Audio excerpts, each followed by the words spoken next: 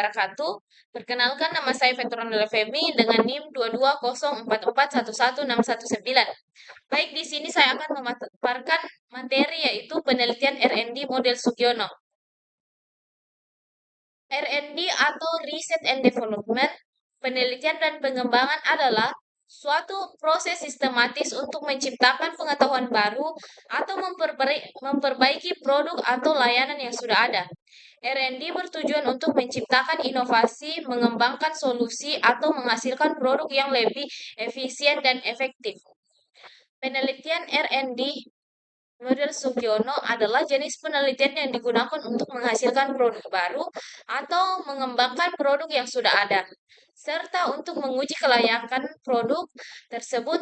Sugiono mengumumkan model R&D dengan tujuan utama untuk menghasilkan produk atau solusi yang berguna, terutama dalam bidang pendidikan dan teknologi.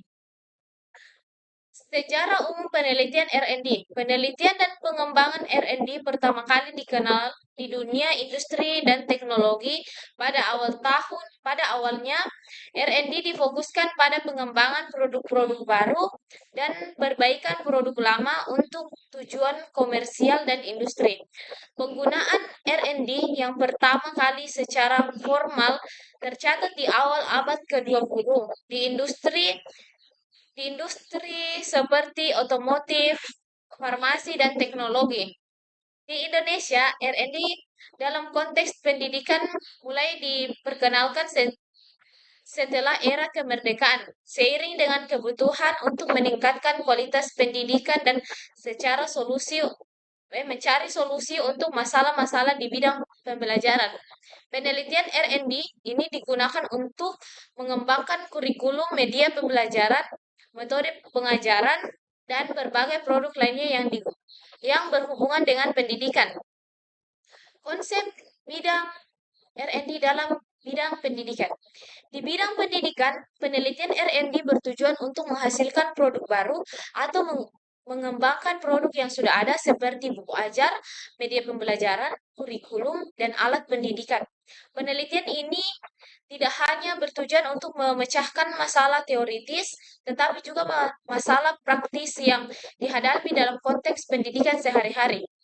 Perkembangan model R&D oleh Sugiono. Model R&D menurut Sugiono dirancang untuk menghasilkan produk yang bermanfaat dalam proses pendidikan seperti modul pembelajaran, media interaktif, dan alat evaluasi. Model ini melibatkan beberapa tahapan yang terdiri dari analisis kebutuhan, perancangan produk, pengembangan produk, uji tahap, revisi produk, produksi. Yang pertama itu analisis. Menurut kebutuhan yang ada, menentukan kebutuhan yang ada di lapangan berdasarkan masalah dihadapi oleh guru atau siswa atau industri pendidikan. Yang kedua itu perancangan produk. Mendesain produk yang dapat memenuhi kebutuhan tersebut, misalnya desain buku ajar atau alat bantu pembelajaran. Yang ketiga itu pengembangan produk. Mengembangkan dan menyusun produk berdasarkan desain yang sudah dibuat sebelumnya. Yang keempat itu uji coba. Menguji coba produk di lapangan untuk mengetahui efisiensi dalam konteks pelajaran. Yang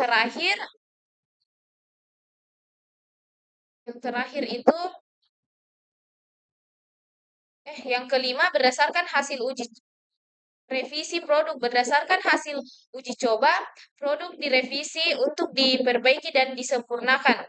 Yang terakhir itu produksi.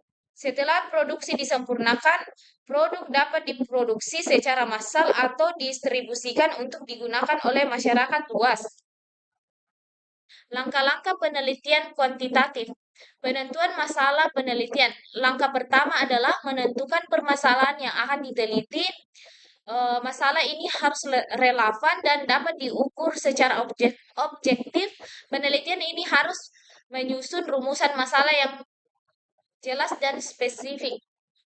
Yang kedua itu Studi pustaka, peneliti melakukan kajian pustaka untuk memahami teori-teori yang telah relevan dengan masalah yang akan diteliti.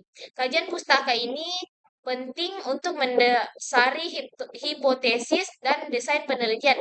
Yang ketiga itu menentukan variabel dan definisi operasional. Peneliti Peneliti mengidentifikasi variabel-variabel yang akan diteliti serta mendefinisikan variabel-variabel tersebut dalam bentuk yang dapat diukur. Yang keempat itu menyusun hipotesis. Peneliti membuat hipotesis atau dugaan sementara mengenai hubungan antar variabel yang telah diteliti. Selanjutnya, desain peneliti merancang produk peneliti termasuk memilih metode pengumpulan data, misalnya survei, kuesioner, eksperimen, dan lain-lain. Sampel peneliti serta instrumen yang akan digunakan untuk mengumpulkan data. Selanjutnya, pengumpulan data. Melakukan pengumpulan data melalui instrumen yang telah disiapkan sebelum pengumpulan data ini bisa dilakukan melalui wawancara, observasi, tes, kuesioner, dan eksperimen. Selanjutnya, analisis data. Setelah data terkumpul, peneliti melakukan analisis data menggunakan teknik statistik untuk menguji hipotesis yang diajukan sebelumnya. Langkah-langkah penelitian kualitatif.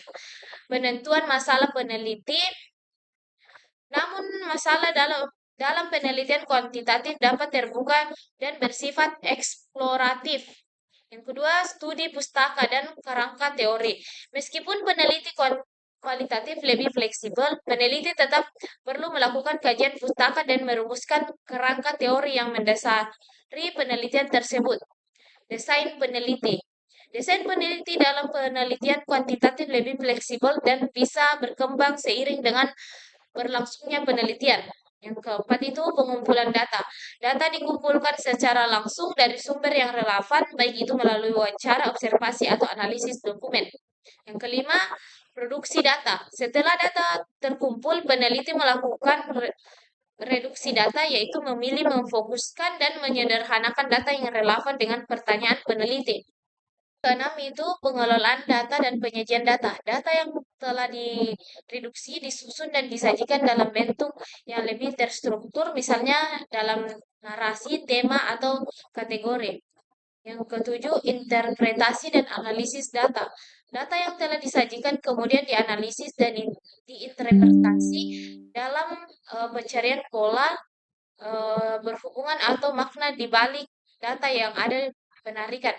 Yang kedelapan itu dan yang terakhir adalah kesimpulan dan verifikasi. Analisis peneliti menarik kesimpulan dan melakukan verifikasi terhadap temuan untuk memastikan keakuratan hasil penelitian.